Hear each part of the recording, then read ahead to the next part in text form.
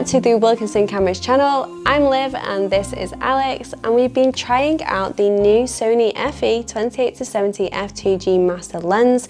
That's right, f2. It's Sony's 75th E-mount lens, and first things first, this lens is incredible. It's definitely been worth the wait and the developments from the previous 74 lenses.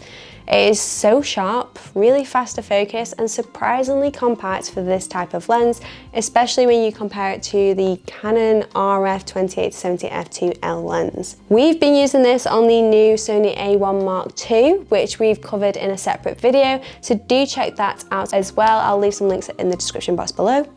We teamed up with Beyond Aerial, who helped us to set up an aerial shoot in a cave in the Lake District, because why not? This absolutely broke me and Alex. Oh, it was hard work. It was, but anything for you guys, of course. This lens is like having several prime lenses in one fairly compact package, and with a launch price of around £3,000, it really does have to perform the role of several primes. Please see the links in the description box below to see the current prices. When we get products before launch, the price isn't always confirmed. Of course, being f2, it's brilliant in low light. This will be very attractive to gig photographers, wedding professionals, or other types of events, thanks to that super wide constant aperture. You can see in these examples how sharp the image is, even in nearly pitch black lighting. The f2 also allows really shallow depth of field for super sexy cinematic video and gorgeous stills with really nice bokeh. Now, we love shallow depth of field, especially for video, and I wish we had more to show you. But this lens takes 86mm filter, and did we manage to get one for this shoot? No, we didn't. No, we didn't. So most of the video footage that you'll see was shot in 4K 100 with not as much juicy 8K 25 frames per second that I hoped for. But in some scenarios I did also shoot with a smaller aperture to control my exposure, so again, apologies in advance. However, we got lots of stills where you can really see how beautiful the bokeh is rendered. It's silky smooth, and the 11 blade aperture results in crisp, rounded bokeh, as you'll see. There's minimal, if any, noticeable onion ring effect as well. It also works amazingly with high resolution sensors. The resolving power it has is just really very good. As I said, or as Liv said, we were shooting with the A1 Mark II, which features a 50.1 megapixel sensor, which really makes the most of this lens. If we zoom into some of the sample images, you can really see the quality that this is giving you. And that quality is achieved thanks to the lens design. It's made up of 20 elements in 14 groups, and these are made with a combination of 3 aspherical and 3 XA or extreme aspherical elements to minimise aberrations, alongside 3 super ED and 1 ED element to suppress chromatic aberrations. In English, this means that the lens delivers very impressive edge-to-edge sharpness, even at f2, with great contrast and colour rendition. The colours and contrast really are great from this lens, and as mentioned a minute ago, the bokeh is just gorgeous.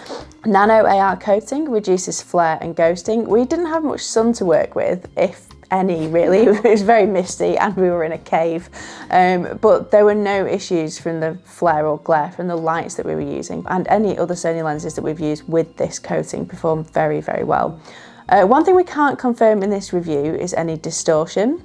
When we get this gear ahead of launch, we can't actually read the RAW files. So the images are as processed by the camera, the straight out of camera JPEGs. And that means that any lens corrections are already applied. Now, I do suspect that there will be some distortion at the 28mm end of this lens. I don't think it can be perfect at everything, but if that can be effectively corrected in the image you're seeing in your EVF and composing for, and the correction can be applied to your RAW file in post-processing, does it really matter? That's what we're seeing with modern lens releases, that distortion is being corrected digitally rather than physically. And for most uses, this is okay.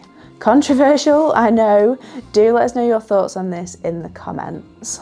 The lens features 4 XD linear motors, the results of which is very fast, very quiet and precise autofocus. The autofocus on the A1 II and other models like the A9 III is cutting edge, and this lens kept up with the 30 frames per second stills with no issues at all. Paired with the A1 Mark II, you can see in this example how the AF is glued to my cat Lola's eyes as she moves her head. This was the point in which I was incredibly impressed with the speed of the AF from both the 28-70 f2 lens and the A1 II. When shooting video at 100 frames per second or 120 for NTSC users, again, this lens didn't struggle at all. It's an ideal lens for the latest AF systems in Sony cameras. Speaking of video, the lens is optically designed to minimize focus breathing, and you can see in this example here. Apologies, it's not the sexiest of videos, but you get the gist. You can also combine this with in-camera focus breathing suppression in compatible Sony cameras as well, which you'll see on the screen. There's no optical image stabilization, but you really don't need it thanks to Sony's very impressive IBIS across their camera range. The very compact and lightweight design also means that hand holding isn't an issue at all. It's incredibly easy to hold stable if required. The zoom range is very short, which means it's very easy to use. As with other lenses like the 24-70 f2.8G Master II, you can also adjust how tight the zoom ring is. You can set this to tight or smooth, which can help you avoid knocking the zoom lens position unintentionally. I love this small feature and use it all of the time. Funnily enough, this is an area where Alex and I differ. I love having it's tight for shooting video and smooth for stills, but Alex prefers it to be smooth all around. Yeah, I keep picking it up and like can't move the bloody zoom because Liv has set it. I always use it as a lock as well. You know, Yeah. if you are like traveling or if you've got it on a body strap, it's always good to lock, which especially on the use. 70-200 as well. Yeah, it does have its uses. It's just, I guess, different people shoot in different ways. It's nice to have the option. There is an aperture ring, as you'd expect, and of course you can set this to be clicked or smooth with the D-click switch. We really like lenses with this feature, especially when switching between stills and video shooting, as often as we do. You can also lock the aperture ring with the iris lock switch to prevent knocking this accidentally. Naturally, there's a focus ring for manual focus and an MF/AF switch as well. There's also 2 focus hold buttons or custom buttons, which you can set in camera.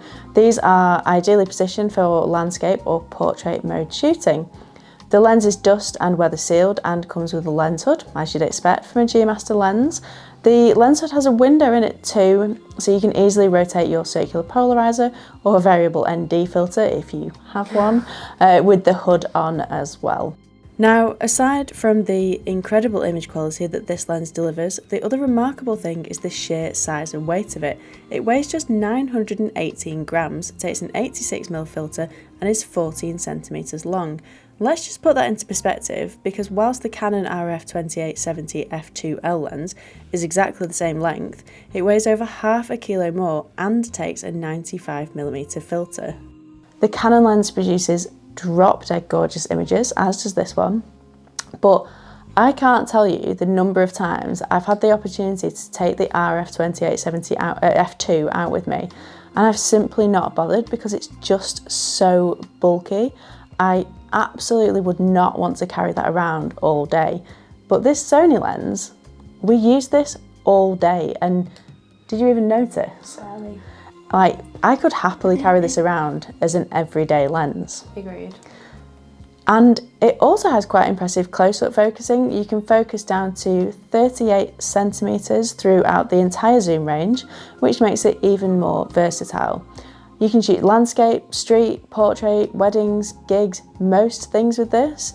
If you want a top of the range lens, which you genuinely can carry around all day, and that will produce top quality images, then you really do want to consider buying this. It's certainly made a great companion for the A1 Mark II. If you don't want to spend quite as much money, and f2.8 will suit your needs, and you want something even more compact, then you definitely need to look at the Sony FE 2470 f2.8 G Master Mark II. All our B-roll was shot using the 2470 GM2. It's one of our favourite lenses across all brands, especially Liv's. She uses this for work and personal content. We think Sony have created a wonderful lens with the FE 28-70 f2.8 G Master, and it is a very worthy addition to the G Master lineup. But what do you think? Please let us know in the comments. Remember that you can buy any Sony lens or camera from us in the UK. We also offer part exchange, so we'll put some links below, or just head to wilkinson.co.uk. But, you know, let us know, are you going to be trading in your existing lens for this? Will you be adding it to your kit? Why does it or doesn't it appeal to you? We love hearing from you, so please drop us a comment. And of course, if you liked the video, please give us a little thumbs up so that other people can see it, and subscribe if you want to see more from us in future. We've also got a little behind the scenes vlog for this shoot, so keep an eye out for that. Thank you so much for watching.